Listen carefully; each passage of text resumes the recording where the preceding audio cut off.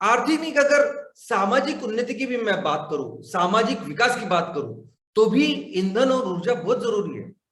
अगर स्कूल है, medical facility है, अगर हाउसिंग है, वाटर सप्लाई है, ये जो बेसिक चीजें हैं किसी भी समाज के लिए जरूरी होती है, उसके लिए भी ये ईंधन और ऊर्जा बहुत जरूरी है। लेकिन अगर मैं औद्योगिक विकास की बात करूं, इंडस्ट्रियल डेवलपमेंट की बात करूं, तो उसके बिना तो शुरुआत ही नहीं हो सकती। ये ईंधन और ऊर्जा अपने आप में एक सेक्टर है। ईंधन यानी ऑयल एंड गैस, ऊर्जा यानी इलेक्ट्रिसिटी, पावर। अभी लास्ट ईयर ही फिर से फोर्ब्स ने बताया कि दुनिया में सबसे बड़ी इंडस्ट्री अगर कोई है तो है वो है ऑयल एंड गैस। और बहुत सालों से, सैकड़ों सालों से चलता आ रहा है। और उसके साथ दूसरी है पावर। लेकिन ये इंडिपेंडेंट जो इंडस्ट्री है उसको छोड़ किसी भी इंडस्ट्री की बात करिए, किसी भी इंडस्ट्री के लिए अगर वहां इंडस्ट्री लगानी है, कुछ काम करना है, तो बहुत जरूरी उसकी शुरुआत होती है इस ईंधन और पावर के साथ, इलेक्ट्रिसिटी, बिजली के साथ। दोस्तों, ऐसे देश जो आज की तारीख में दुनिया में विकसित है, पूरी तरह से डेवलप्ड है, उन्होंने सिर्फ एक काम किया है, एक काम के ऊपर फोकस किया कि कैसे उनका देश इस ईंधन और ऊर्जा में आत्मनिर्भर। तो एमसीएल की जहां तक बात है, तो एमसीएल मूलतः, प्राथमिकतः एमसीएल एक ऑयल एंड गैस कंपनी है। अभी ये जो ऑयल एंड गैस का सेक्टर है हमारे सामने पूरी दुनिया में, क्या होता है ऑयल एंड गैस में? तो ऑयल एंड गैस में क्रूड ऑयल हम लोग धरती से निकालते हैं। भारत की बात करें तो हम लोग 80% से ज्यादा ये क्रूड ऑयल और नेचुरल गैस बाहर से मंगाते हैं, इंपोर्ट करते हैं। और हमारे यहाँ सिस्टम है रिफाइनरीज की। इस रिफाइनरीज में इस क्रूड ऑयल से, नेचुरल गैस से अलग अलग प्रोडक्ट बनते हैं। और ये प्रोडक्ट हम लोग अलग अलग जो उपभोक्ता है, कस्टमर्स है, उनको हम लोग पहुंचाते हैं।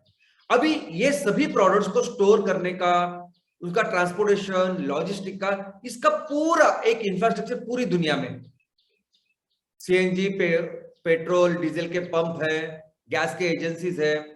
तो ये बड़ा इंफ्रास्ट्रक्चर जो इस पे बिजनेस कर रहे हैं उस कंपनी के पास भी है, और जो उपभोक्ता है, कस्टमर है, उनके पास भी अपना एक इंफ्रास्ट्रक्चर है ये सभी जो ईंधन है उसका उपयोग करने का।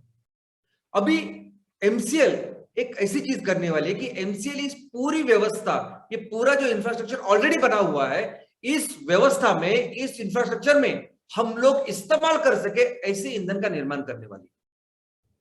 तो एमसीएल ये पूरा जो चीजें है, ये जो पूरा इंफ्रास्ट्रक्चर है, व्यवस्था है, इस व्यवस्था में हम यूटिलाइज कर सके, हम लोग उसका इस्तेमाल कर सके, ऐसे ईंधन हम लोग तैयार करने वाले हैं। और इसका नाम है, इसको कहते हैं ड्रॉप इन फ्यूल्स। तो जो ईंधन हम लोग तैयार करेंगे, एमसीएल तैयार करेगा, वो ईंधन हमारे कस्टमर, हमारे ग्राहक, हमारे सप्लायर्स, सभी लोग आराम से अपनी आज की जो एग्जिस्टिंग व्यवस्था है उसमें इस्तेमाल कर सकते हैं। सिर्फ हम लोग क्या करेंगे, तो ऑयल एंड गैस जो इंडस्ट्री है वहां आज खनिज तेल और खनिज नेचुरल गैस जा रहा है, और उसी व्यवस्था में हम लोग लेके आएंगे रिन्यूएबल ऑयल और रिन्यूएबल नेचुरल गैस। दूसरा जो ऐसे सेक्टर है वो है इलेक्ट्रिसिटी। दोस्तों, हम आने वाले दिनों में इलेक्ट्रिसिटी, बिजली में भी काम करेंगे। हम पावर जनरेट करेंगे, पावर लोगों को देंगे। अभी आज की तारीख में पावर, इलेक्ट्रिसिटी, बिजली, ये भी एक बहुत बड़ा व्यवसाय है, बहुत बड़ा सेक्टर है। और किस तरह से पूरी दुनिया में पावर बनती है, तो आज भी अगर आप देखोगे तो पूरी दुनिया में 75% और कभी कभी 80% तक ये पावर जनरेट हो रही है, ये बिजली बन रही है आज भी फॉसिल फ्यूल से। अगर मैं हमारे देश की बात करूं तो हमारे देश में भी अगर आप देखोगे कि जब हम आजाद हुए, तब से लेके आज तक अगर आप देखोगे तो जो बिजली की जरूरत हमें जब आजाद हुए तब थी, उससे कई गुना बिजली की जरूरत आज बढ़ गई है। लेकिन प्रति व्यक्ति बिजली हम लोग कितना इस्तेमाल करते हैं, वो अगर आप देखोगे तो आज की तारीख में पूरी दुनिया में जितना एवरेज है प्रति व्यक्ति बिजली का, उससे सिर्फ 1/3, 30% ही हम लोग बिजली का इस्तेमाल करते हैं। यानी अगर हमें पर्याप्त बिजली चाहिए तो आज जितनी बिजली हम लोग तैयार कर रहे हैं और कंज्यूम कर रहे हैं, उसे 3 गुना बढ़ाना पड़ेगा। लेकिन आज की तारीख में भी जो बिजली हम लोग तैयार कर रहे हैं उसमें से ऑलमोस्ट 65%, यानी 60 से 65% हम लोग आज भी ये बिजली सिर्फ और सिर्फ इस फॉसिल फ्यूल से बना रहे हैं, खनिज ईंधनों से बना रहे हैं। पूरी दुनिया में मैक्सिमम बिजली बन रही है आज खनिज ईंधनों से, हमारे देश में भी वैसे चल रहा है। और ये 60-65% में सबसे ज्यादा बिजली कौन तैयार करता है? तो वो है कोयला। कोयला मिनिमम 55% कोयला लगता है इस बिजली तैयार करने के लिए। इसलिए आप देखते हो कि जब जब इस कोयले का सप्लाई कम हो जाता है, तब पूरे देश के ऊपर इस बिजली का संकट आ जाता है। दोस्तों, इस सेक्टर में भी जब एमसीएल काम करेगी, तब इधर भी हम ये पूरा जो इंफ्रास्ट्रक्चर आज बना हुआ है, यानी हमारे यहाँ बहुत सारे औष्णिक ऊर्जा प्रकल्प है जहां कोयले का इस्तेमाल करके हम लोग बिजली का निर्माण करते हैं। ये पूरा इंफ्रास्ट्रक्चर जहां नेचुरल गैस तैयार होता है, नेचुरल गैस से बिजली तैयार कर सकते हैं, वो इंफ्रास्ट्रक्चर, ये सब कुछ हम लोग उपयोग में लाने वाले हैं। ये सब का हम लोग उपयोग करने वाले हैं।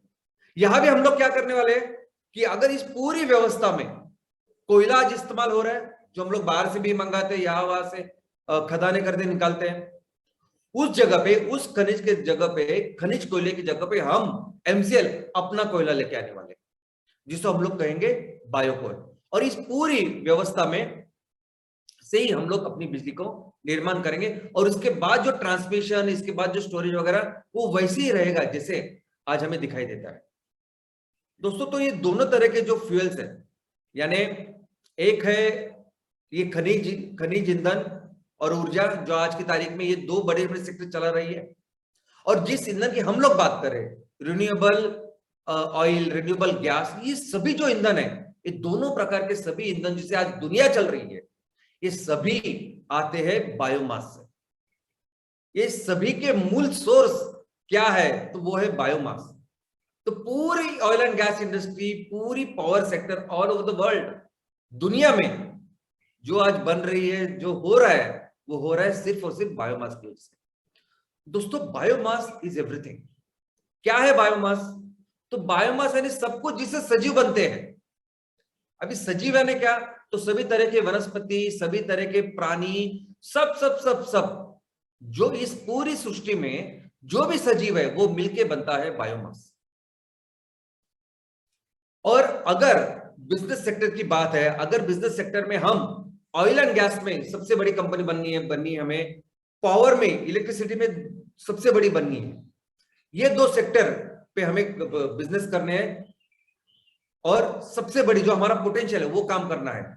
लेकिन एक्चुअली बिजनेस, ये तो हुए सेक्टर्स, लेकिन एक्चुअली बिजनेस, एक्चुअली काम हमें पूरे जिंदगी भर अगर कुछ करना है, तो वो है सिर्फ और सिर्फ बायोमास के ऊपर। दोस्तों, आप, मैं, हमारा पूरा एमसीएल परिवार, हमारे सभी उद्योजक, हमारे सभी किसान, सभी लोग मिलकर सिर्फ एक ही चीज के ऊपर फोकस करने वाले हैं, और वो है बायोमास। तो चलिए समझते हैं इस बायोमास के बारे में।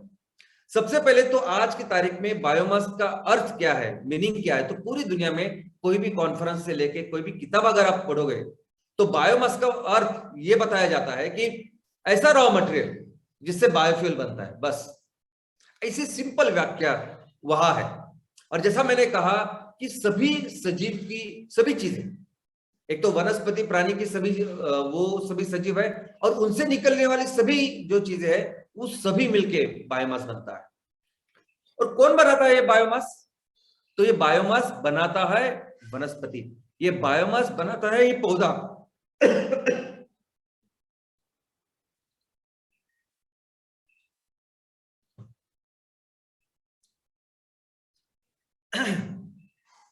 हमारे वनस्पति बायोमास बनाते हैं। एक प्रक्रिया होती है जिसका नाम है प्रकाश संश्लेषण, फोटोसिंथेसिस। इसमें हर वनस्पति, ये जो सूरज में जो रोशनी है, ये जो ऊर्जा है, उस ऊर्जा को अपने अंदर स्टोर करती है। वो जो प्रकाश ऊर्जा है उसको केमिकल ऊर्जा में, अनाज के इसमें स्टोर करती है। और ये जो एनर्जी है, इस एनर्जी को फिर बाकी के सभी सजीव लेते हैं। कैसे? तो इस वनस्पति को खाके उनको वो ऊर्जा मिलती है। मैक्सिमम जो सजीव है वो वनस्पति को खाते हैं और ऊर्जा प्राप्त करते हैं। लेकिन कुछ ऐसे प्राणी हैं कि जो छोटे छोटे खाते हैं और ऊर्जा प्राप्त करते हैं। तो अल्टीमेटली ये सब कुछ जो एनर्जी है, जो ऊर्जा है, ये हमारे पौधे, हमारी वनस्पति बनाती है। दोस्तों, आज की तारीख में ये मैं कहता हूं कि दुनिया का सबसे बड़ा, सबसे बेस्ट अगर बैटरी कोई है तो ये वो है पौधे। अभी कैसे मैं आपको बताता हूं। देखिए आज की तारीख में इंडस्ट्री में ऑल ओवर आप क्या देख रहे हो कि सब जगह ईवी, इलेक्ट्रिक व्हीकल्स, सब जगह इलेक्ट्रिसिटी इलेक्ट्रिसिटी। रिन्यूएबल है क्या, तो इलेक्ट्रिसिटी, तो इलेक्ट्रिसिटी करो और सब कुछ इलेक्ट्रिसिटी पे डाल दो। गाड़ियां चलाओ, बसेस चलाओ, घर चलाओ, सब कुछ इलेक्ट्रिसिटी पे करो। ओके, लेकिन क्या आपको पता है इलेक्ट्रिसिटी का सबसे बड़ा प्रॉब्लम क्या है? स्टोरेज। स्टोरेज और ट्रांसपोर्टेशन। यानी हमारे, अगर मैं अपने देश के, हमारे देश की बात करूं तो हमारे देश में भी आज की तारीख में लगभग 25%, 30% से लेके कहीं कहीं 40% तक हमारी बिजली इस ट्रांसमिशन में चली जाती है। स्टोरेज सबसे बड़ा प्रॉब्लम है। आज बिजली आसानी से लोग तैयार कर रहे हैं, दुनिया तैयार कर रही है। क्या करना है तो सोलर पैनल लगाते हैं, सोलर पैनल लगाते हैं, कोई विंड का लगाता है और बिजली तो तैयार कर रहा है, लेकिन उसके ऊपर ज्यादा इंपॉर्टेंस नहीं है। इंपॉर्टेंस क्या है तो उसको स्टोर कैसे करने का। तो पूरी दुनिया जैसे चाइना, रशिया, ये सभी लोग सिर्फ इसके ऊपर काम कर रहे हैं। कैसे दुनिया में जहां जहां ऐसे खदानें हैं, जहां जहां वो मिनरल्स मिलते हैं जिससे हम लोग बैटरी तैयार करें, तो उसके ऊपर पूरी दुनिया काम कर रही है। आज के तारीख में एनर्जी पावर, इसके इसके ऊपर कौन सी कंपनी अच्छा काम करेगी, तो वो कंपनी जिसका कंट्रोल इस बैटरी के ऊपर होगा। तो सभी लोग मिलके अभी स्टोरेज के ऊपर, बैटरी के ऊपर काम कर रहे हैं। और ऐसा कहा जाता है कि ये मिनरल जो है इट इज न्यूट्रूड, वही बिजनेस कर सकेगा, वही काम कर सकेगा जिसके पास बैटरी हो। और अगर आप हाइड्रोजन फ्यूल की बात कर रहे हैं, बहुत सारे लोग हाइड्रोजन फ्यूल की बात कर रहे हैं, लेकिन दोस्तों वो हाइड्रोजन फ्यूल भी जो है वो ईंधन है, उसको स्टोर करने का भी प्रॉब्लम है, उसको भी स्टोर करने का प्रॉब्लम है। हाइड्रोजन फ्यूल कार में भी आपको, जैसे आप ईवी में, इलेक्ट्रिक व्हीकल में इतनी बड़ी वो बैटरी लगती है, आपको पता भी क्या हो रहा है, तो उतनी ही बैटरी हाइड्रोजन फ्यूल में भी लगती है जिसको हाइड्रोजन सेल कहा जाता है। लेकिन मुझे लगता है कि हम लोग इतना सब कुछ कर रहे हैं बैटरी के लिए, इतना सब कुछ हो रहा है। और बैटरी का काम क्या होता है कि आप, जैसे आपके मोबाइल में भी बैटरी है, कार में भी बैटरी, सब जगह बैटरी, तो आप क्या करते हैं कि मोबाइल डिस्चार्ज होने के बाद उसको चार्जिंग को लगाते हैं। ओके, वो बैटरी, फोन को लगाओ, गाड़ी को लगाओ, जो भी है, और एक बार वो बैटरी फुल्ली फुल्ली चार्ज हो गई। चार्ज हो गई यानी क्या, तो इलेक्ट्रिसिटी के सॉकेट में जो बिजली है, उसकी जो पावर है वो अपने फोन में आ गई, हमने फोन इस्तेमाल किया, बाद में फिर से डिस्चार्ज होने के बाद फिर से उसको लगाया। ऐसा हम लोग करते हैं। बैटरी यानी स्टोरेज। दुनिया का सबसे सबसे सबसे बेस्ट एफिशिएंट स्टोरेज जो धरती माँ ने, कुदरत ने रेडीमेड अगर कुछ दिया है ना, तो ये पौधे हैं। कौन सा ऐसा स्टोरेज रहेगा कि करोड़ों सालों के बाद आज भी आप उसके अंदर जो बिजली है, जो जो एनर्जी है, उसको इस्तेमाल कर रहे हैं। आज पूरी दुनिया जिस ऑयल के ऊपर चल रही है, जिस कोल के ऊपर, जिस कोयले के ऊपर चल रही है, वो क्या है, तो हमारे बायोमास ने इन पौधों में जो एनर्जी करोड़ों साल पहले स्टोर की है, उसको आज इस्तेमाल कर रहे हैं हम लोग। तो मैं तो कहता हूं कि दुनिया में इससे अच्छी बेस्ट बैटरी बिल्कुल नहीं है। तो ये सब बायोमास जो है, ये हमारे पौधे तैयार करते हैं, और यही एनर्जी है, यही एनर्जी फिर बाकी के सजीवों में आती है, और ये पूरी एनर्जी सभी सजीवों को, सभी सजीव सृष्टि को मिलती है। तो दोस्तों आज अगर आप अपने कार में, आप अपनी मोटरसाइकिल चला रहे हो, कार चला रहे हो, उसमें पेट्रोल है, डीजल है, जो कुछ, और गाड़ी जो चला रहे हो, या अगर आप घर में बैठे हो अभी और आपके ऊपर अगर पंखा घूम रहा है, ये लाइट है, ये सब इलेक्ट्रिसिटी देख रहे हैं, ये पूरी जो एनर्जी है मालूम कहां से आती है? इसका अल्टीमेट सोर्स है सूरज, सूर्य। ये सूर्य की एनर्जी है जो इस बायोमास ने, इस पौधों ने बायोमास में तैयार की, स्टोर की, और फिर इस बायोमास से ये पेट्रोल निकला, डीजल निकला, क्रूड ऑयल निकला, नेचुरल गैस निकला। तो इस सभी तरह की जो एनर्जी और ऊर्जा है, उसका एकमेव स्रोत, सबसे बढ़िया स्रोत है वो सूर्य। वैसे ही कोल बना, ऐसी जो बायोमास है, ये जो वनस्पति है, ये वनस्पति मरने के बाद फिर नीचे नीचे दबके गए, और अंडर हाई प्रेशर टेम्परेचर फिर वो धीरे धीरे करके कोल में चले गए। और कितने साल पुराना आपका बायोमास है, उसके ऊपर होता है कि कैसे कोल आपका बनेगा। तो आज कुछ कोल बहुत अच्छे है, एंथ्रासाइट, तो बहुत पुराने बन चुका है। हमारे देश में थोड़ा सा कोल एंथ्रासाइट नहीं मिलता, तो कम मिलता है, क्योंकि हमारे यहाँ बहुत रिसेंटली चालू हुआ इतना। तो जितनी उम्र होती है आपके बायोमास की, वैसे आपका कोल रहेगा। वैसे ही क्रूड ऑयल है। अभी क्रूड ऑयल तो आप देखोगे तो जितनी वनस्पति, मैं तो कहता हजारों गुना से भी ज्यादा वनस्पति, ये सजीव हमारे पानी में होते हैं। क्या मेरी इंटरनेट कनेक्शन सही है Mangesh sir? Yes sir, yes sir. Okay okay. तो इससे कई गुना ज्यादा सजीव वनस्पति प्राणी पानी में है। 70% पानी है हमारी इस दुनिया में, इस धरती के ऊपर। इसीलिए आप देखोगे कि मैक्सिमम जो क्रूड ऑयल का एक्सट्रैक्शन है ना, पानी से निकाला जाता है। तो कि करोड़ों सालों से ये पूरे जीव पानी के अंदर से फिर नीचे दबते जा रहे हैं और अंडर हाई प्रेशर और टेम्परेचर इसको तेल में रूपांतर हो रहा है। और वैसे ही नेचुरल गैस ऐसे ही बना है। और हम आज की तारीख में भी जो बायोमास जनरेशन हो रहा है वो दो तरीके से होता है। एक तो नॉर्मल प्रकृति की अपनी प्रक्रिया है जिसकी वजह से ये बायोमास तैयार हो रहा है, अंदर जा रहा है, रिसाइकल हो रहा है। और दूसरी तरह का बायोमास है जो आज हम लोग देखेंगे, हम लोग आज की तारीख में तैयार कर रहे हैं। तो एक तो हम डोमेस्टिक अपने जो जी रहे हैं हम लोग जिंदगी, उससे बायोमास कुछ तैयार होता है। और दूसरा हम लोग एक्चुअली कमर्शियल एक्टिविटी करते हैं, बिजनेस करते हैं, जिससे बायोमास तैयार होता है। और सबसे बढ़िया जो काम है जिससे हम लोग ज्यादा से ज्यादा बायोमास कमर्शियली तैयार करते हैं वो है खेती। तो चलिए देखते हैं सोर्सेस की किससे किससे आज की तारीख में बायोमास जनरेट हो रहे हैं। मैं आज आपको वो चीजें बताने वाला हूं कि जो आज की तारीख में अभी इधर आज हमारे सामने उपलब्ध है बायोमास। आज मैं किसी भी जो बायोमास हम लोग खेतों में तैयार करेंगे उसकी बात नहीं करने वाला। आज जो हमारे सामने उसके बात उसको हम लोग देखेंगे। तो नंबर 1 सोर्स है एग्रीकल्चर। भारत एक इंपॉर्टेंट एग्रीकल्चर कंट्री है। हमारी पूरी अर्थव्यवस्था हमारी कृषि के ऊपर निर्भर है। तो जितना कृषि का उत्पादन होता है उसी के साथ उतने ही प्रोपोर्शन में कृषि का रिलेटेड जो बायोमास है, जिसको हम वेस्ट कहते हैं या रेसिड्यू कहते हैं, वो भी तैयार होता है। दूसरा है म्युनिसिपल सॉलिड वेस्ट। दोस्तों, हम दुनिया के दूसरे नंबर पे आबादी है। आज 140 करोड़ से ज्यादा लोग हमारे यहाँ रहते हैं, हमारे देश में रहते हैं। और ये सभी लोग अपनी जरूरतों के लिए कुछ ना कुछ सामान का उपयोग करते हैं, इस्तेमाल करते हैं और उसको छोड़ भी देते हैं, उसको वेस्ट करके देते हैं। तो ये जो वेस्ट तैयार हो रहा है, ये वेस्ट शहरों में, गांव में 60% मिनिमम ये जो वेस्ट है वो गीला कचरा है। और ये गीला कचरा यानी हमारे लिए ये बायोमास है। दूसरा सीवेज। ये सभी लोग 140 करोड़ लोग जब सुबह शौच के लिए जाते हैं और जो वेस्ट, जो ह्यूमन वेस्ट वहां निकलता है शौच में, ये बहुत बड़ा सोर्स है बायोमास का। ना इसके ऊपर कुछ अंदाजा है, ना उसके ऊपर कुछ एफिशिएंटली हम लोग काम करें, लेकिन ये बहुत बड़ा सोर्स है बायोमास का। दूसरे एनिमल्स। दोस्तों, दुनिया में हम मनुष्य की आबादी में क्रमांक 2 में है, लेकिन हम लोग अगर जानवर की बात करें, एनिमल्स की बात करें, तो दुनिया में नंबर 1 है अपना।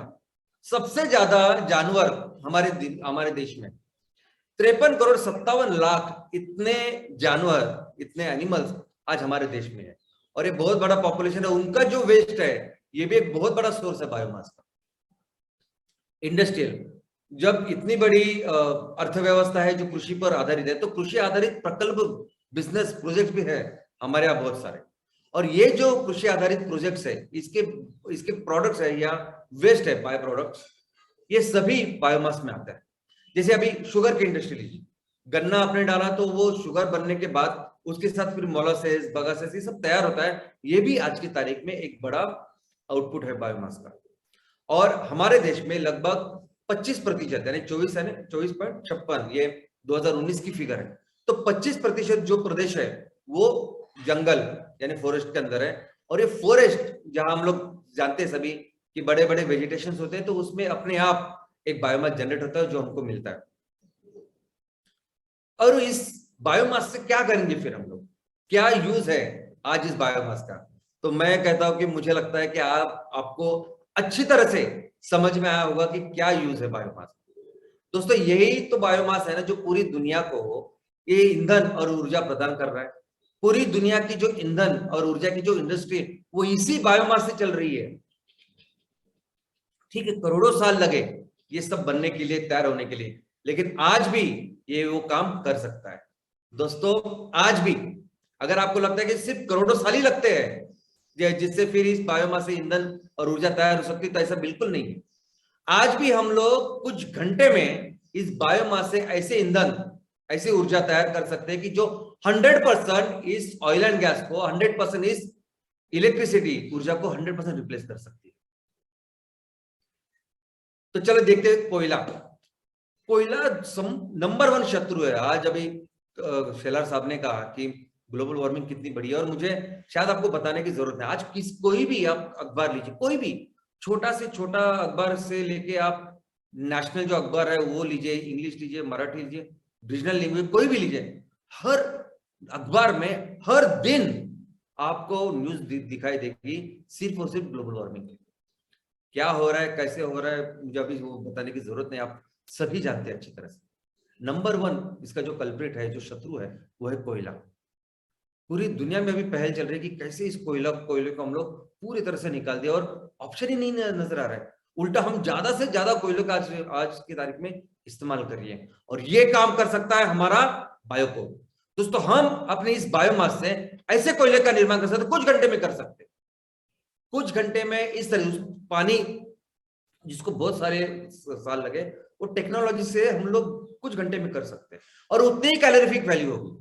हमारे आज के जो औष्णिक ऊर्जा केंद्र प्रकल्प है उसमें हम लोग ये बायोकोल डालेंगे ना, तो बस वही काम करेगा, वैसे ही काम चलेगा और बिजली का निर्माण होगा, लेकिन इससे ग्लोबल वार्मिंग नहीं होगी। दूसरा, गैस। नेचुरल गैस पूरी दुनिया में सबसे अहम बन चुका है। शायद आप नहीं जानते, लेकिन क्रूड ऑयल से आगे जा रहा है नेचुरल गैस। दोस्तों हमारे देश में भी अगर आप देखोगे तो मैक्सिमम शहरों में आज आप दिखाई देगा कि सीएनजी के पंप आ रहे हैं, मैक्सिमम शहरों में। मेट्रोज में तो ऑलरेडी इसके पंप के साथ घर की जो रसोई का जो गैस है उसको रिप्लेस किया जा रहा है मीथेन के साथ, वो पाइप नेचुरल गैस बोलते हैं उसको। तो इस पाइप नेचुरल गैस में और इस सीएनजी में क्या है, मीथेन है। भारत सरकार ने पिछले 5-6 सालों में 1.25 लाख करोड़ का निवेश किया है, 1.25 लाख करोड़, और पूरे इंफ्रास्ट्रक्चर तैयार किया कि कैसे वो गैस जो हम लोग बाहर से मंगाते हैं, कैसे फिर वो बाकी के कर्नाटक में जाएगा, राजस्थान में जाएगा, या सभी जगह ये सब। तो दोस्तों ये पूरा जो इंफ्रास्ट्रक्चर बिठाया जा रहा है, और हम लोग धीरे धीरे अभी गैस के ऊपर जा रहे हैं। आपको क्या लगता है ये यूक्रेन और रशिया की जो युद्ध हुआ है उसका कारण क्या है? तो उसका कारण है नेचुरल गैस। पूरे यूरोप को 50% नेचुरल गैस सप्लाई कर रहा है रशिया। तो रशिया का वो बहुत बड़ा मार्केट है, और ये पूरी पाइपलाइन, ये सब कुछ जाता है यूक्रेन से। तो रशिया को किसी भी हालत में उस यूक्रेन के ऊपर कब्जा करना है, ताकि उसका ये नेचुरल गैस का जो बिजनेस है वो महफूज रहे, वो ठीक। और यही बेसिक कारण है इस इंडस्ट्री का। तो दोस्तों आज जो दुनिया में काम हो रहा है नेचुरल गैस का, जो मीथेन कर रहा है, वो सब मीथेन, वो सब नेचुरल गैस हम लोग तैयार करते हैं ना, हम लोग तैयार करने वाले हैं, हम लोग तैयार कर सकते हैं।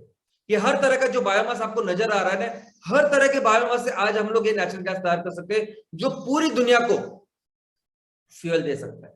और ये बायोमीथेन तो ऐसी चीज है, जैसे हम लोग देखते हैं आजू बाजू में, कि हर तरह का फ्यूल आपको रिप्लेस कर सकता है। ये पेट्रोल डीजल तो हमने देखा, इलेक्ट्रिसिटी देखी, कोयले को भी जहां जहां आप बोल सकते हो ना, इंडस्ट्रियल एप्लीकेशन, सभी तरह के एप्लीकेशन पे हो, ये बायो मिथेन, ये बायोगैस रिप्लेस कर सकता है, और जिसके लिए बायोमास हमारे सामने है। लेकिन अगर आपको चाहिए लिक्विड फ्यूल, तो भी हम लोग कर सकते हैं। ऐसा बायोमास जिसमें शक्कर ज्यादा है, यानी जो शुगर इंडस्ट्री में होता है, जो बायोमास निकलता है ना, बगास और मोलासिस, अभी ये जो बायोमास है जिसमें शुगर ज्यादा है, इसको हम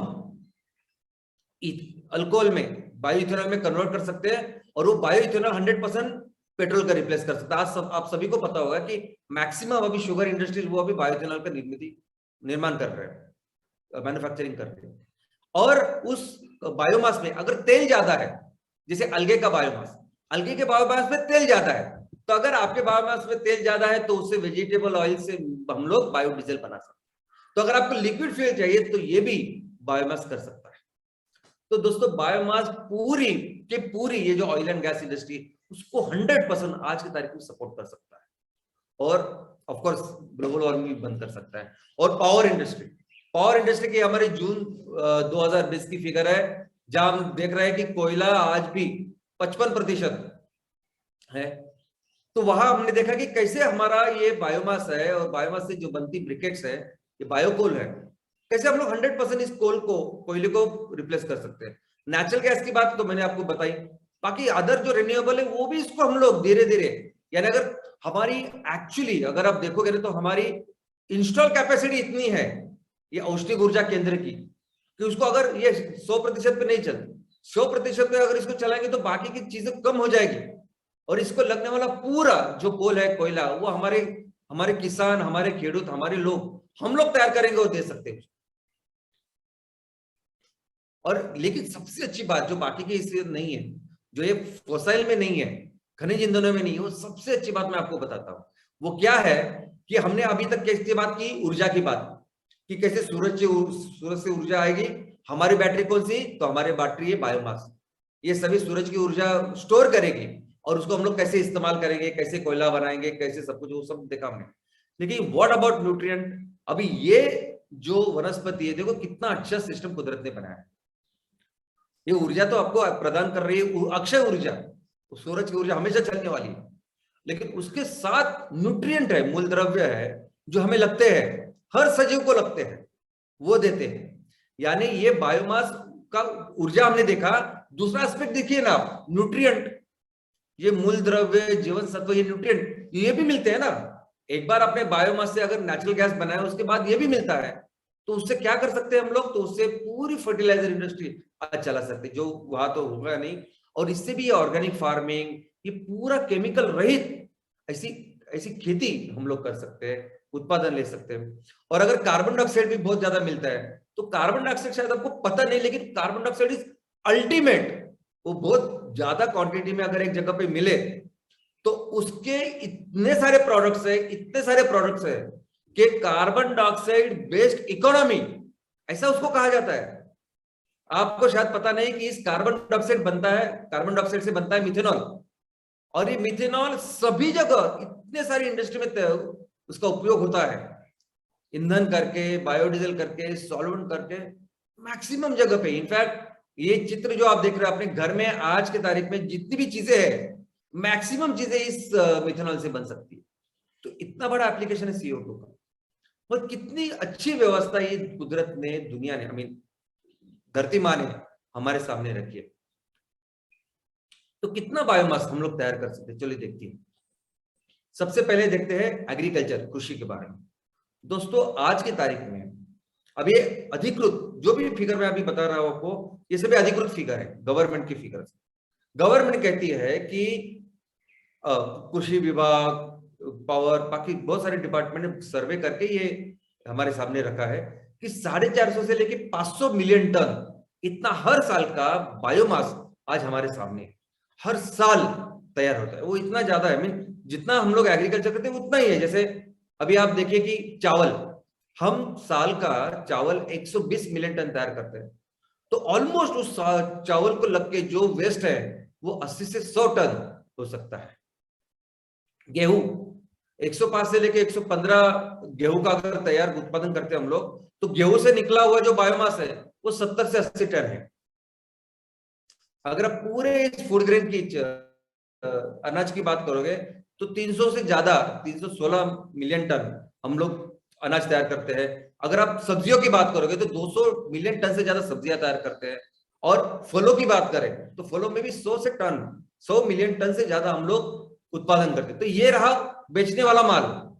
और जो नहीं बेच सकते, जो कचरा है, जो आज की तारीख में लोगों के लिए जो बायोमास, वो उतना ही तैयार हो रहा है जो आज हमें आज की तारीख में उपलब्ध है। दूसरा है सॉलिड वेस्ट। अभी सॉलिड वेस्ट में भी अगर आप देखोगे तो आज जितना म्युनिसिपल वेस्ट तैयार हो रहा है ना, 80 से 100 मिलियन टन हर साल का ये बायोमास है, जिसको हम लोग इस सभी चीजों में इस्तेमाल कर सकते हैं। एनिमल, दोस्तों हमारे देश में हमने देखा कि 53 करोड़ 57 लाख इतने, और ये जो एनिमल्स है, ये जब सुबह, हमें सुबह नहीं, ये इनकी जो वेस्ट है, ये वेस्ट बहुत बड़ा बायोमास है। कितना बड़ा बायोमास है? तो 2600 मिलियन टन, 2600 मिलियन टन साल का ये बायोमास आज तैयार हो रहा है और उसको कुछ नहीं हो रहा है। आप सोच सकते हैं, हमको लगा एग्रीकल्चर बहुत बड़ा सोर्स है, कितना है वो? 450 500, ऑफकोर्स तो बड़ा है। हमको लगता है कचरा बहुत बड़ा है, कितना है?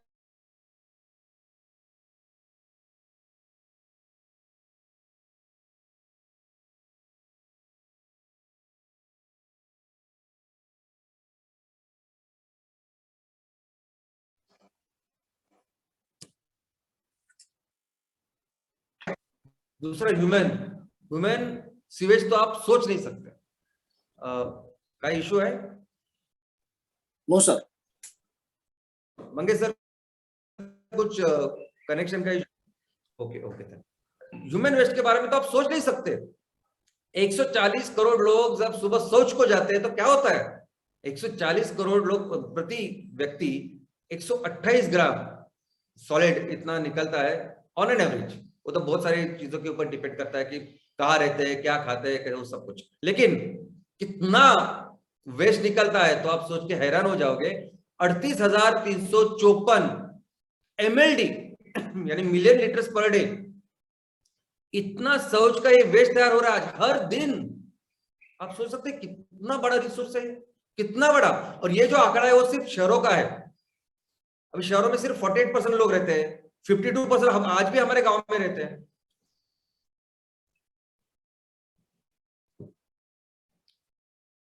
और उसमें सॉलिड वेस्ट 0.1%, यानी 1% पकड़ना चाहिए, 0.1% पकड़ते, 0.1% बस। तो हर दिन आज की तारीख में हम लोग 38.3 मिलियन टन पर डे इतना वेस्ट तैयार कर रहे हैं। साल का कितना होता है पता है आपको? 13,788 मिलियन टन। 13,788 मिलियन टन इतना बायोमास आज सिर्फ टॉयलेट से जनरेट हो रहा है। और नीचे एक ब्रैकेट में फिगर है, वो आपको क्या है? वो फिगर जो मैंने सामने रखी है, तो मैं आपको एक बहुत ही इंटरेस्टिंग बात बताना चाहता हूं दोस्तों। अगर 5,500 तहसील में हम लोग 100 टन पर डे आउटपुट का अगर प्रोजेक्ट करना है हमें, 100 टन CNG पर डे, तो हर दिन हम लोग करते कि मैक्सिमम 2,000 टन बायोमास लगेगा। 2,000 टन एक तहसील में हर दिन लगेगा, तो साल का कितना लगा? 7,20,000 टन। एक तहसील में 7,20,000 टन साल का बायोमास लगेगा, और जिससे हम लोग हर दिन 100 टन माल तैयार करके बेचेंगे। अभी 5,500 जगह में कितना लगेगा साल का? तो वो फिगर है 3,960 मिलियन टन। तो 3,960 जिसपे हम लोग काम करने वाले हैं, किसानों के साथ सब कुछ करें, वो सब सही है। वो एक जगह में जरा रखता हुआ आजू बाजू, आप सामने देखिए कि 13,728, यानी उससे कई गुना ज्यादा, 3 गुने से ज्यादा आज हमारे सामने ये बायोमास है। और बाकी की सोर्स के तो मैं आंकड़े आपको बताता नहीं कि कितना फॉरेस्ट से निकलता है, और बाकी कई सारे ऐसी इंडस्ट्रीज और कुछ है जिससे ये सब निकल रहा है। तो आज जो सामने हमारे बायोमास है उसका पोटेंशियल शायद हमें समझ नहीं रहा। उसका इतना ह्यूज पोटेंशियल है, इतना कि मैं आपको एक एग्जांपल बताता हूं कि पहली बात तो आप याद रखिए कि बायोमास ये जलाने वाली चीज ही नहीं, बेचने वाली चीज है, 2 पैसे कमाने वाली चीज है। ये पहले हमको समझना पड़ेगा। ये बहुत बड़ा रिसोर्स है। ये लोग कहाँ कहाँ जाते हैं समुद्र के एकदम किनारे वो तेल वगैरह करने के लिए, इससे हम लोग सब कुछ बना सकते हैं। ये पहले समझने की जरूरत है हमें।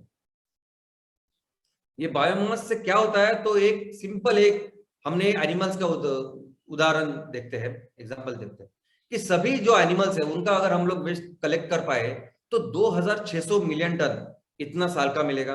और अगर वो मिलेगा तो हम लोग बायोगैस 2,63,702 मिलियन क्यूबिक मीटर, यानी ऐसा समझिए कि 263 मिलियन टन पर एनम साल का इतना तैयार करके।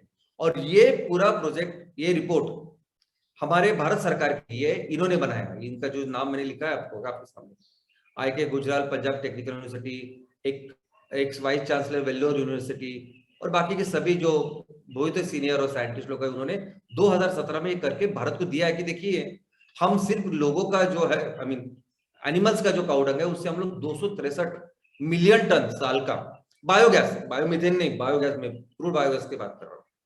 और ये 198 यानी क्या है मैं आपको बताता हूँ, 198 मिलियन टन यानी मैं प्रोडक्ट की बात कर रहा हूं सिर्फ बायोगैस के लिए, तो हर दिन अगर 100 टन हर तहसील में निकला तो 5,500 तहसील में साल का बनता है 198 मिलियन टन। तो टोटल बायोमास पोटेंशियल, ये सिर्फ तो एग्जांपल था, टोटल बायोमास पोटेंशियल है आज हमारे देश में 17,200 मिलियन टन का है। 17,200। दोस्तों क्या होता है, देखो 17,200 की अगर ग्रॉस बात करें तो, और क्रूड बायोगैस जनरेशन की बात करें तो क्रूड बायोगैस जनरेशन ऐसा समझते कम से कम 8% से लेकर 10% ही होता है। अभी मैं ये पूरे ये जो बायोमास है, कितना सॉलिड कंटेंट, सब इसके बात कर रहा हूं।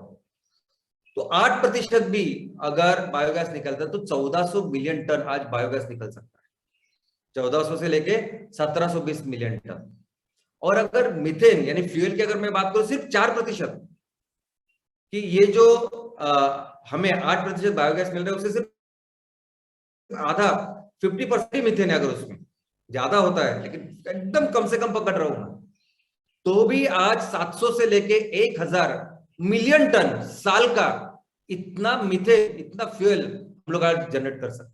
और आपको पता है कि हम लोग कितना इंपोर्ट करते हैं? ये ऑयल एंड गैस में अगर आप देखोगे तो पिछले साल 212 मिलियन टन हम लोगों ने बाहर से क्रूड ऑयल मंगाया, और फिर चलो पकड़ते हैं कि 225 वगैरह तक हो जाएगा इस साल जो कुछ है। इलेक्ट्रिसिटी बिजली कितनी लगती है हमें? तो हर व्यक्ति के ऊपर 1208 यूनिट, ये पिछले साल का एवरेज है, 1200 यूनिट हर व्यक्ति साल में करता है। तो अगर 1200 यूनिट लगते हैं तो 140 करोड़ लोगों को कितनी बिजली लगेगी? तो 140 करोड़ लोगों को 16,91,200 मिलियन यूनिट्स, इतने यूनिट्स लगेंगे। ओके, और हमारा 1 मिलियन टन बायोगैस या बायो सीएनजी हमारा मीथेन कितनी यूनिट जनरेट करता है? तो ये एक्चुअल मशीन है, ये हमारे देश का है, भारत का मशीन है। और इसमें अगर मीथेन के ऊपर बिजली बनाने वाला ये मशीन आपके सामने, 1 मिलियन टन जो मीथेन है वो 3000 मिलियन यूनिट्स, इतने यूनिट्स तैयार कर सकता है, 3000 मिलियन यूनिट्स। तो अगर हमें पूरे देश को इलेक्ट्रिसिटी तैयार करके अगर देनी है तो हमें 563.2 मिलियन टन इतना मीथेन लगेगा। तो दोस्तों कैलकुलेट करते हैं ना, कैलकुलेट करते हैं कि आज हमारी जगह पोटेंशियल है कि हम लोग 1000 से लेकर 1400 मिलियन टन इतना फ्यूल का निर्माण कर सकते हैं। इतना बायोमास आज इधर हमारे सामने तैयार हो रहा है, हर दिन तैयार हो रहा है, हर साल तैयार हो रहा है। क्या कर रहे हैं हम लोग? हमें पता है सबको, जला रहे हैं या नदियां खराब कर रहे हैं, क्या क्या नहीं कर रहे उसके साथ, अच्छे पानी के स्रोत बिगाड़ रहे हैं, जमीन खराब कर रहे हैं, एयर पोल्यूशन कितना बढ़ा रहे हैं, वो कचरे को जला रहे हैं हम लोग। पूरे इस बायोमास को हम लोग लिए हमारे आज के सामने है कि जिससे 1000 से लेकर 1400 मिलियन टन इतना ईंधन तैयार हो सकता है। ऑयल एंड गैस के लिए लगता है 250 मिलियन टन। तो इससे जो बनेगा ना, तो 250 मिलियन टन अगर हम लोग इस्तेमाल करेंगे तो ऑयल एंड गैस 100% हम लोग हमारे घर में तैयार करेंगे, देश में तैयार करेंगे।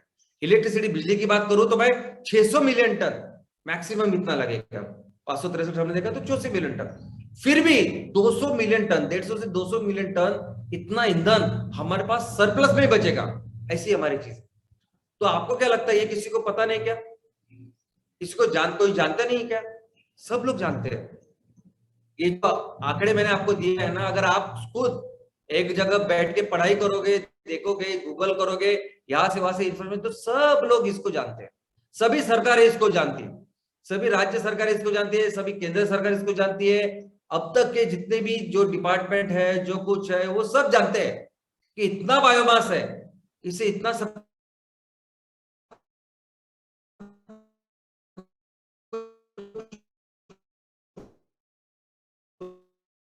सकता है।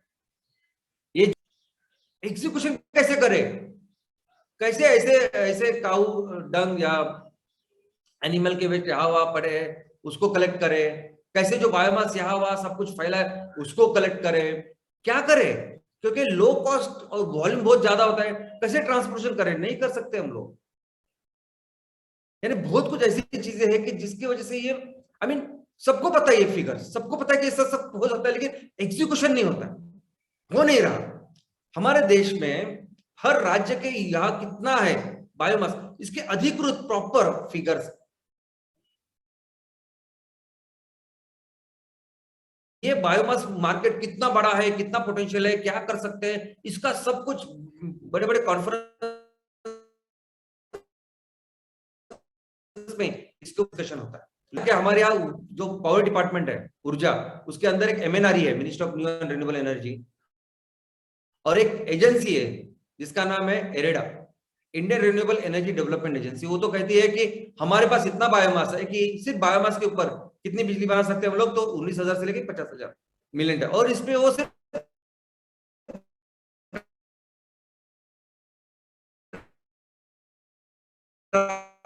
बायोमास कंसिडर करते हैं, बाकी वेस्ट वगैरह की बात नहीं करते। लेकिन फिर अभी धीरे धीरे धीरे बढ़ रहे हैं, लेकिन कितने बढ़ रहे हैं, तो हमारे पूरी जो जरूरत है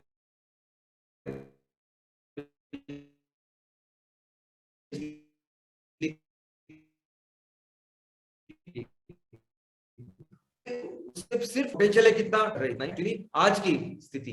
तो दोस्तों इसमें कुछ बेसिक प्रॉब्लम है, आपको बताता हूँ। देखिए अभी ऐसा समझते कि ये सब देखा किसी कंपनी इंडस्ट्री और सोचा कि यस, उन्होंने देखा कि यहाँ इतना सारा चावल की खेती हो रही है, इतना सारा बायोमास तैयार हो रहा है, तो वो क्या करेंगे, वो पूरा सर्वे करेंगे और वो सोचेंगे कि मैं यहाँ फैक्ट्री लगाऊं। चावल के ऊपर जो बायोमास आज किसान जला रहे हैं, बाकी सब कुछ से हम लोग क्या एक बायोमास उसके ऊपर चलने वाला एक बिजली का यूनिट लगाओ, तो वो करते हैं, वो DPR वगैरह तैयार करते हैं, अपनी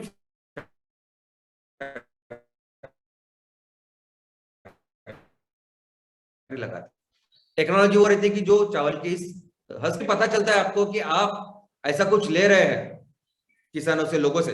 जब लोगों को पता चलता है कि हमारे यहाँ से आप ऐसे ही लेके आ रहे हैं और आप 2 पैसे कमा रहे हैं, तो वो आपसे पैसे मांगे। तो यही जो बायोमास जो आपको एकदम फ्री मिल रहा था, उसके दाम होंगे 1 रुपया 2 रुपया होगा, और पूरी जो फिजिबिलिटी वो खतरे में आ जाएगी। दूसरा कि ये राइस का जो बायोमास है ये कब मिलेगा, साल भर थोड़ी मिलेगा। साल भर जैसे शुगर, गन्ने की हमने बात की, तो शुगर की फैक्ट्री सिर्फ 4 महीने चलती है। वैसे सभी जो एग्रीकल्चर बेस ऐसे जो है, गेहूं है, राइस है, सब कुछ, तो 3-4 महीने के लिए कौन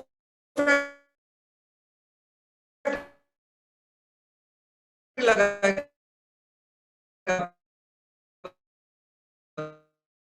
पता ही है मुझे, वो नहीं पता और कैसे आएगा और कैसे करेगा। तो ये जो प्रॉब्लम्स है, ये बहुत बड़ा प्रॉब्लम है, और बहुत बड़े क्वांटिटी में वो नहीं मिलता, हर दिन नहीं मिलता, ये बहुत बड़ा प्रॉब्लम। आज भी अगर आप देखोगे तो बायोमास बेस्ड पावर की जो भी है यूनिट्स, कितने सारे यूनिट्स आप देखोगे तो वहां रॉ मटेरियल का सप्लाई बराबर नहीं है, तो ये और सभी मैक्सिमम यूनिट्स वो एक तरह के जो रॉ मटेरियल है उसके ऊपर काम कर रहे हैं।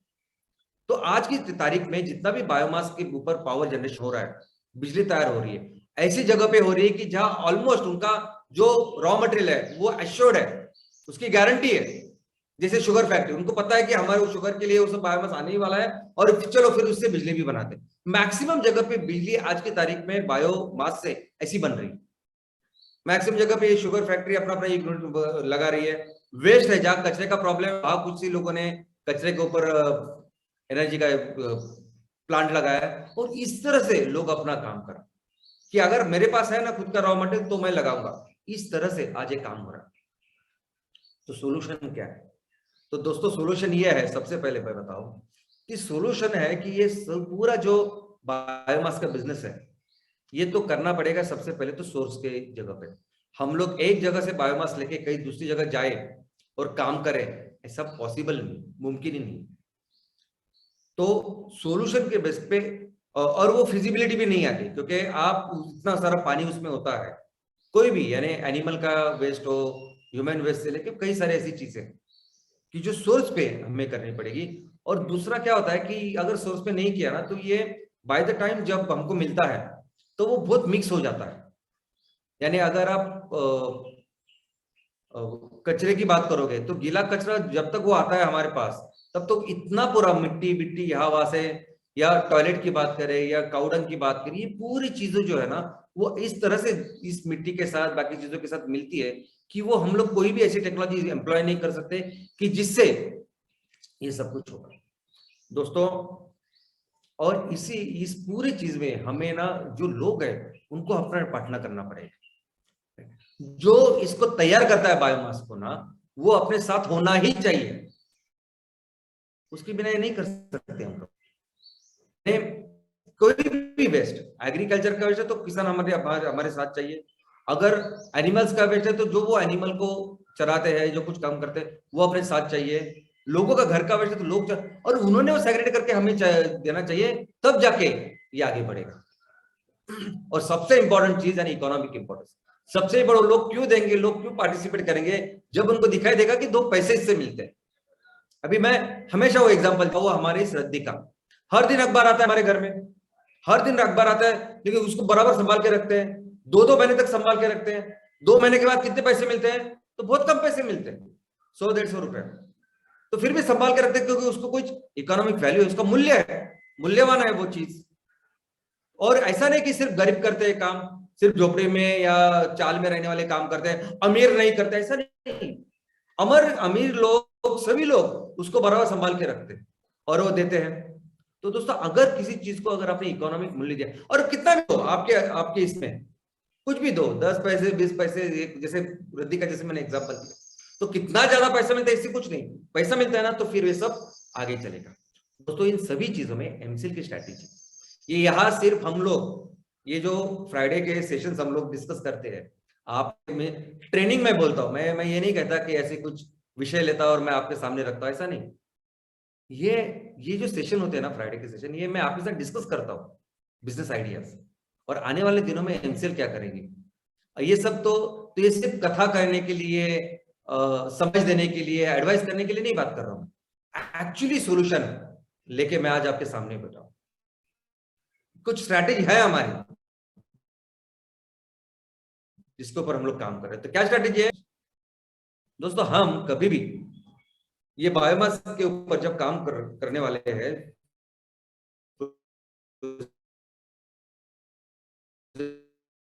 लगाने वाले, कभी भी एक है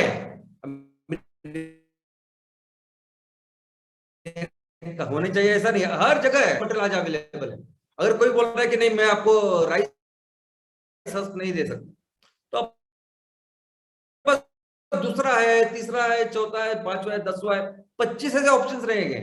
हमारी जो भी टेक्नोलॉजी चलेगी वो इस मल्टी फीड स्टॉक बायोमास के ऊपर चलेगी। जो भी प्रोजेक्ट हम लोग लगाएंगे बायोमास के ऊपर वो मल्टी फीड स्टॉक रहेंगे। मैं जब राजस्थान पहली बार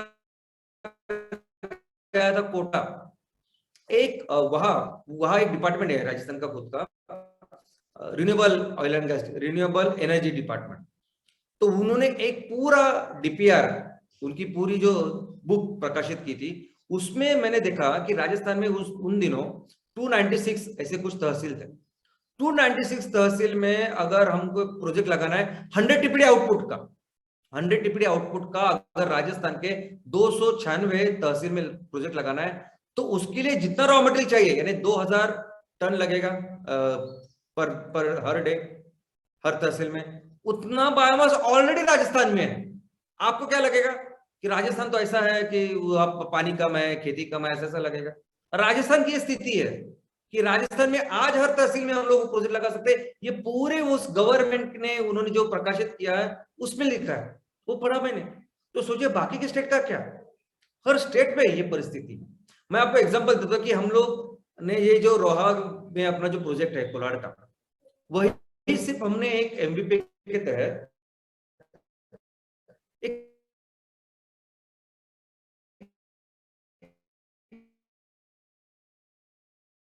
13 गांव में सिर्फ बायोमास का सर्वे किया था 2019 में। सिर्फ मैं प्लांट की वनस्पति की बात कर रहा हूं, तो देखिए आप कितने सारे प्लांट्स हमने देखे कि कितने सारे अलग अलग प्लांट, वहां सिर्फ 13 गांव की बात कर रहा हूं मैं, 13 गांव की, या आपके हर गांव में है ये सब चीजें, ये वहां 13 गांव में ये सब दिखा।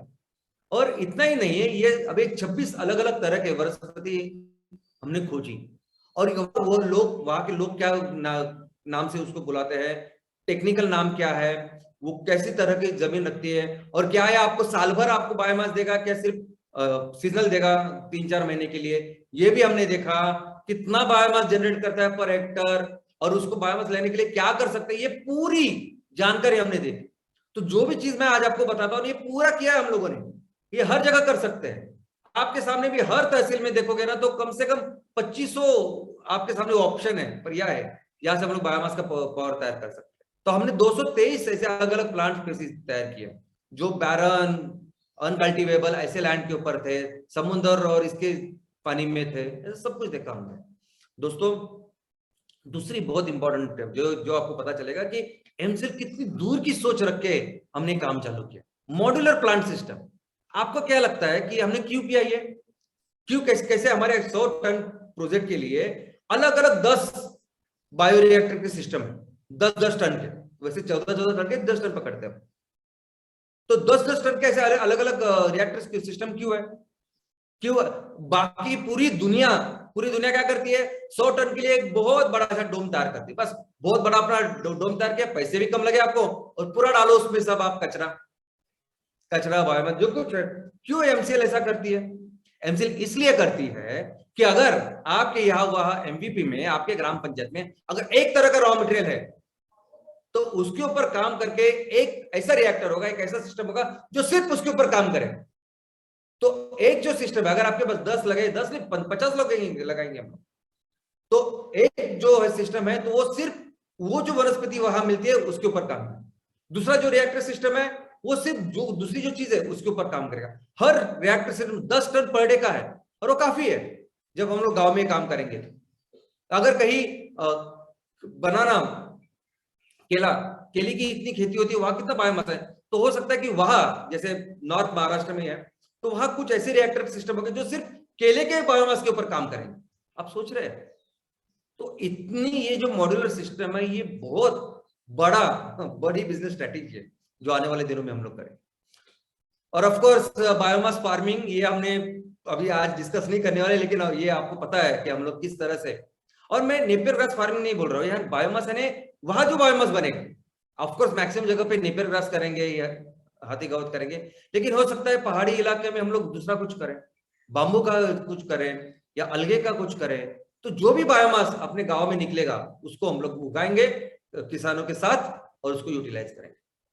लेकिन हमारा अप्रोच क्या होगा, हमारी स्ट्रेटेजी क्या होगी कि हम दोनों चीज साइमल्टेनियसली करेंगे।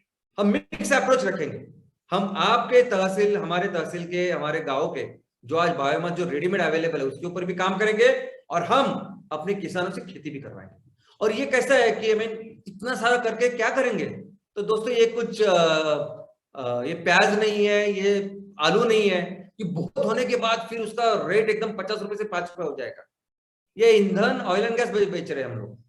हो सकता है पूरी दुनिया में नंबर 1 ऑयल एंड गैस का निर्माण करने वाला और पूरी दुनिया को सप्लाई करने वाला फिर से अपना भारत बने, और ये पॉसिबल है। और इसमें बहुत जरूरी है लोगों के बिना कुछ नहीं कर सकते। लोग देखो, और बहुत सारे लोग हैं जो हमारा साथ देंगे। और मैंने आपको बताया हर चीज के ऊपर जब आप इसको इकोनॉमी रखेंगे, ये सभी लोग, अभी लोग बोलते हैं ना कि इतनी 140 करोड़ की आबादी है, ये सब प्रॉब्लम है। प्रॉब्लम नहीं है मेरे लिए, हमारे लिए ये बहुत बड़ी अपॉर्चुनिटी है। इन लोगों के साथ ये सब कुछ कर सकते हैं, और यही मकसद है हमारे एमपीओ का, यही मकसद है हमारे एमसीएल प्रोड्यूसर ऑर्गेनाइजेशन का। दोस्तों देखो, हमारे समाज में ना, आजू बाजू में ये सब चीजें जानने वाले बहुत सारे लोग आपके गांव में है, आजू बाजू है, पढ़े लिखे हैं, उनको ये सब चीजें पता है। उनको बायोमास पता है, उनके प्रॉब्लम पता है, उसका क्या हो सकता है ये सब पता है। अच्छे अच्छे लोग हैं जो कंट्रीब्यूट करना चाहते हैं, अच्छे अच्छे लोग हैं, गवर्नमेंट में भी हो सकते हैं, गवर्नमेंट में है, मंत्रिमंडल या हमारे सभी जगह अच्छे अच्छे लोग हैं जो चाहते हैं कि इसके बारे में कुछ करे, जो चाहते हैं कि इसके लिए आगे आए, लेकिन क्या करे वो नहीं मालूम, क्या करे, किस तरह करे ये नहीं पता। लेकिन एक बार आपने सिर्फ वो प्लेटफॉर्म तैयार करके दिया तो ये सभी लोग इकट्ठा आने वाले, ये सभी लोग आएंगे और सभी मिलके हम लोग इस चीज को आगे बढ़ा सकते हैं, इस सभी चीज मिलके एग्जीक्यूट कर सकते हैं। और इसका सबसे बेस्ट अगर कुछ तरीका है तो वो है सैटरडे सेशन। सबसे बेस्ट यानी मैं बोलता हूं, देखो आज हम सभी लोग, जैसे मैडम ने कहा कि हम सभी उद्योजक हैं, लीडर। मैं तो समझता हूं कि हमारा एक ही काम है इस समाज में, मेरा भी, मुझसे लेकर सभी लोगों को, कि हमें सिर्फ योग्य दिशा दर्शन, मार्गदर्शन करना है लोगों को हमें। और ये करने का जो तरीका है वो है सैटरडे सेशन। आपको अगर सिंगल काम करना है ना पूरी जिंदगी में, तो वो करना है सैटरडे सेशन। ये जो बाकी की चीजें है ना, यानी कौन सा रॉ मटेरियल है बायोमास, उससे कितना मीथेन बनेगा, उससे सीएनजी कैसा बनेगा, ये सब एक्सपर्ट्स करेंगे। वो ऑर्गेनिक खेती में हम लोग काम करें, कैसे 100% ऑर्गेनिक होगी, कैसे उसके प्रोडक्ट होंगे। अरे कल आप ऑर्गेनिक का ग्लूको बिस्किट है ना, जैसे पार्ले ग्लूको बिस्किट, वो ऑर्गेनिक ग्लूको बिस्किट से लेके organic vada pav, organic burger, organic sandwich, सब कुछ आप बेचने वाले हो। वो आप नहीं करेंगे। वो किस तरह से बिस्किट बनेगा, किस तरह से वो वड़ा पाव बनेगा या बर्गर बनेगा, ये आपका काम ही नहीं। वो एक्सपर्ट है ना वो मार्केट में, जो पढ़ाई कर रहे हैं वो सब इंजीनियर है, सब कुछ है। आपका काम क्या सोचिए। एमईपी में जो प्लास्टिक रबर को जो रिप्लेस करना है वो कैसे करेंगे, क्या करेंगे, सब एक्सपर्ट्स करेंगे। आपका काम सिर्फ आप पहले सोच समझिए आपका काम क्या है। आपका काम है सैटरडे सेशन। आपका काम है कि हर हफ्ते अपने गांव में ये चीजें बताना, ये चीजें डिस्कस करना, ये चीज उनके सामने रखना और सब चीजों को मिलके उनका नेतृत्व करना, यही काम है आपका। और दोस्तों अगर आपने ये काम किया, देखो आप सब लोग बहुत ही इंस्पायरिंग काम कर रहे हैं, लेकिन अभी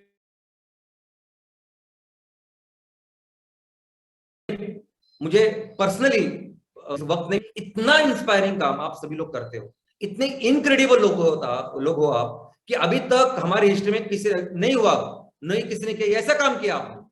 यानी पीछे जो मंगलवार का सेशन हुआ, वो पेसो का, कितने सारे आई मीन बेस्ट ऐसे एग्जांपल आपने तैयार किए। पेसो का एग्जांपल जो 20 लाख का काम 2000 में किया, कितने सारे आई मीन इनक्रेडिबल हो आप, सभी लोग जबरदस्त हो आप जिस तरह से अभी काम कर रहे हो ना, बस वही काम कर रहे हैं। लेकिन उसमें आपको ये समझना है कि उसकी सबसे important priority number 1 Saturday session है। आप हमेशा याद रखिए, सबसे इंपॉर्टेंट सैटरडे सेशन। अगर आपको कुछ नहीं जानना बाकी का तो भी चलेगा, लेकिन आप सैटरडे सेशन जरूर कीजिए, क्योंकि सैटरडे सेशन वो चीज है कि वो आपको इस तहसील में हमने सोच करके हमने प्रोजेक्ट शुरू किए कि हमें इतने 100 टन 200 टन 500 टन तैयार करना है हर दिन और मार्केट में बेचना है। लेकिन हो सकता है कि आने वाले दिनों में